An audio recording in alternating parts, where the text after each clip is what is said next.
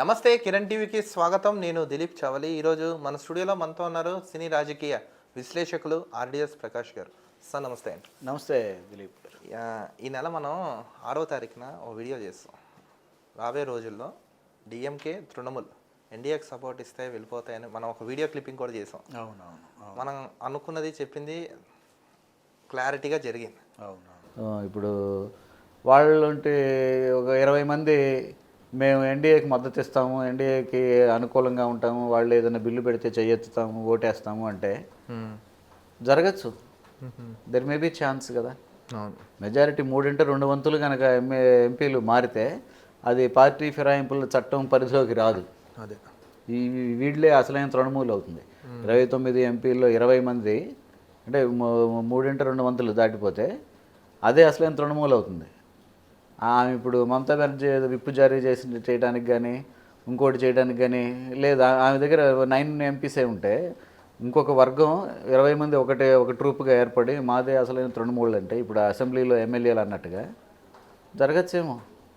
ఢిల్లీలో ఏం ఆపరేట్ చేస్తున్నారో అక్కడ ఏం జరుగుతుందో తెలియదు కదా. తెలియదు. అవును, ఖచ్చితంగా అలాగా జరిగే అవకాశాలు ఉన్నాయి అనే కొంచెం న్యూస్లు అయితే లీకులు వస్తున్నాయి. సోషల్ మీడియాలో వస్తున్నాయి, కొన్ని మీడియా సంస్థలకి లీకులు వస్తున్నాయి. ఈ వ్యూహాన్ని మనం ఎలా చూడొచ్చు అంటారు? ఏం జరిగిందంటారు? అసలు ఏమైందంటే ఏం చెప్తారు? వీళ్ళు మనం 6వ తారీఖు ఈవినింగ్ తృణమూల్ ఎంపీలు ఎన్డీఏకి మద్దతు పలికే అవకాశం ఉంది, డిఎంకే ఎంపీలు కూడా మద్దతు పలికే అవకాశం ఉందని చెప్పాము. నెక్స్ట్ సండే గ్యాప్ సోమవారం 8వ తారీఖు ఉదయానికి వాళ్ళు పార్లమెంట్లో స్పీకర్కి ఒక 20 మంది మేము ఎన్డీఏకి మద్దతు ఇస్తున్నాం లెటర్ ఇవ్వడం జరిగింది. జస్ట్ సండేనే గ్యాప్.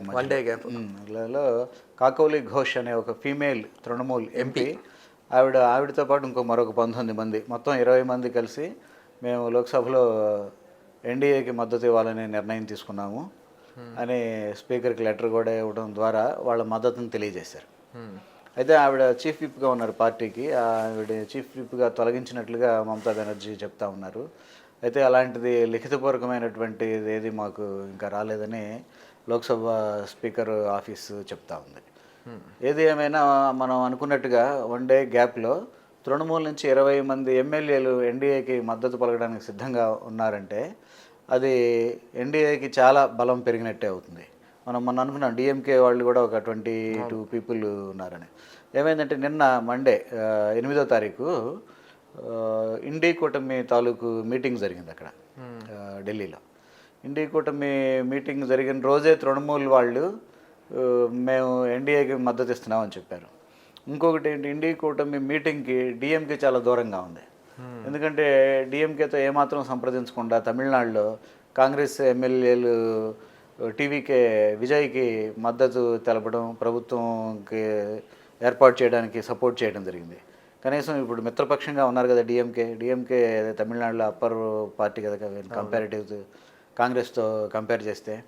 మరి కాంగ్రెస్ అధినాయకత్వం డిఎంకే స్టాలిన్ గారితో మా వాళ్ళు దానికి వెళ్తారు, టీవీకి మద్దతు ఇస్తారని మాట మాత్రం కూడా చెప్పకుండా ఒక మోసపూరితంగా వాళ్ళు అటువైపు వెళ్ళిపోయారు. దాంతో స్టాలిన్ ఇండీ కూటమికి చాలా దూరంగా ఉంటున్నారు. ఈ నిన్న మీటింగ్ సోమవారం 8వ తారీఖు మీటింగ్ కూడా డిఎంకే వాళ్ళతో లేరు. ముందు డిఎంకే మరి ఎన్డీఏకి మద్దతు పలుకుద్దా లేదా, మనం ఆ అవకాశాలు అయితే కనిపిస్తూ ఉన్నాయి. కొంచెం టైం తీసుకోవచ్చు వాళ్ళు కూడా. ఇప్పుడు లోక్సభలో ఎన్డీఏకి బలం చాలా పెరిగినట్లయింది. అయితే తృణమూల్ ఒక లాజిక్ కూడా చెప్తా ఉంది. మేము ఇప్పటికిప్పుడు బీజేపీలో చేరిపోవడం లేదు, మేము సపరేట్గా మేము గ్రూప్గా ఉంటాము, మేమే అసలైన తృణమూలు మనం చెప్పాం కదా.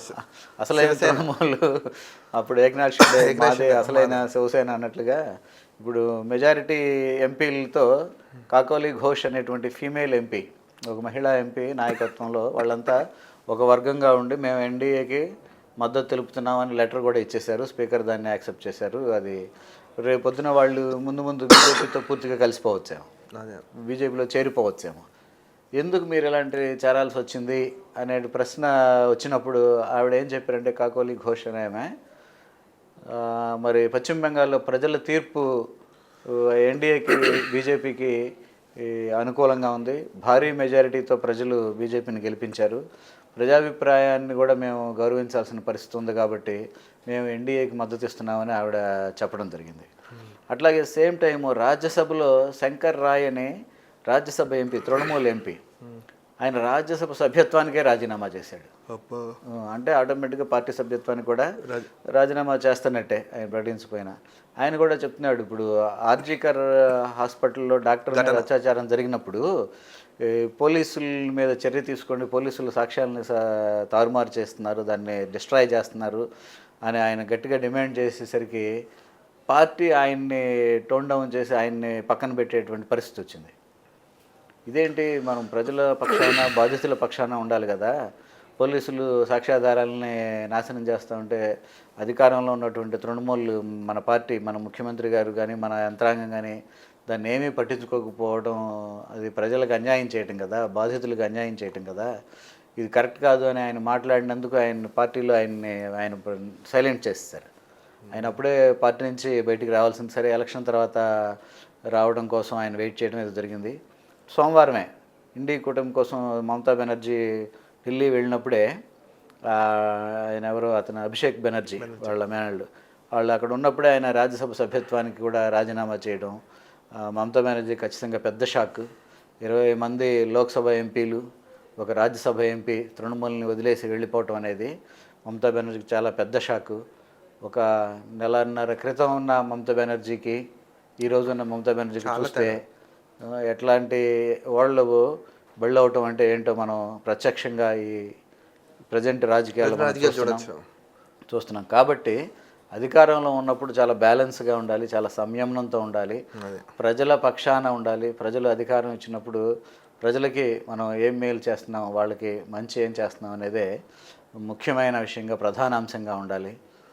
రౌడీజాలు, దౌర్జన్యాలు, అరాచకాలు, విద్వేషాలు పెంపొందించడం ఇలాంటివి చేసిన వాళ్ళకి ఎలాంటి ఫలితాలు వస్తాయి అనేది పశ్చిమ బెంగాల్ ఎన్నికల్లో ప్రజలు ఇచ్చిన తీర్పు ద్వారా మనకి అర్థమవుతుంది.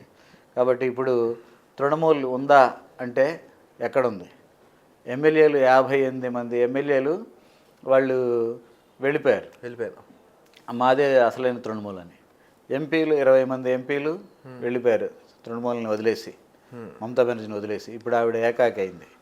కాబట్టి ముందు ముందు ఇంకా దేశ రాజకీయాల్లో ఏం జరుగుతుంది ఏంటి, ప్రజల పక్కన ఉన్న నాయకులకి ఎప్పుడూ కూడా వాళ్ళు సేఫ్, ప్రజల్ని విస్మరించిన వాళ్ళు, ప్రజా సంక్షేమాన్ని మర్చిపోయిన వాళ్ళకి ఖచ్చితంగా ప్రజలు ఓటు రూపంలో బుద్ధి చెప్తారనే దానికి పశ్చిమ బెంగాల్ ఎన్నికలు ఒక ఉదాహరణ అని చెప్పచ్చు. ఎందుకంటే మొన్న ఒక గుడికి వెళ్తా మమతా బెనర్జీ గారు ఎవరు పట్టించుకోలేదు, ఎవరు పట్టించుకోలేదు, దేకని కూడా దేకట్లేదు.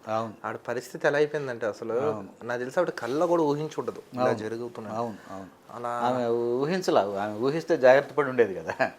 ఆమె ఊహించలే. అంతా నా రాజ్యమే నడుస్తుంది, ఎప్పటికీ నా హవా నడుస్తుంది, ఎప్పటికీ నేనే ఉంటాను, ఎప్పటికీ నా అధికారమే ఉంటుంది అనుకుంది. అధికారం కళ్ళు మూసి తెరిచేలోపు అధికారం వెళ్ళిపోయింది.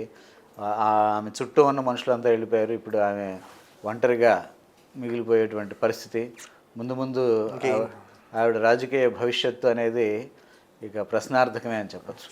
చూడాలి సార్ ఏం జరుగుతుంది. కానీ ఇదైతే గట్టి దెబ్బ మమతా బెనర్జీ. అవును, ఖచ్చితంగా. Okay sir, thank you so much. Thank you very much. చూసారు కదా, ఈ వీడియోపై మీ అభిప్రాయాన్ని కామెంట్స్ రూపంలో తెలపండి. మరొక ఇంట్రెస్టింగ్ టాపిక్తో కలుద్దాం. కిరణ్ టీవీని చూస్తున్నానండి. నేను దిలీప్ విత్ ఆర్డిఎస్ ప్రకాష్ గారితో. ధన్యవాదాలు.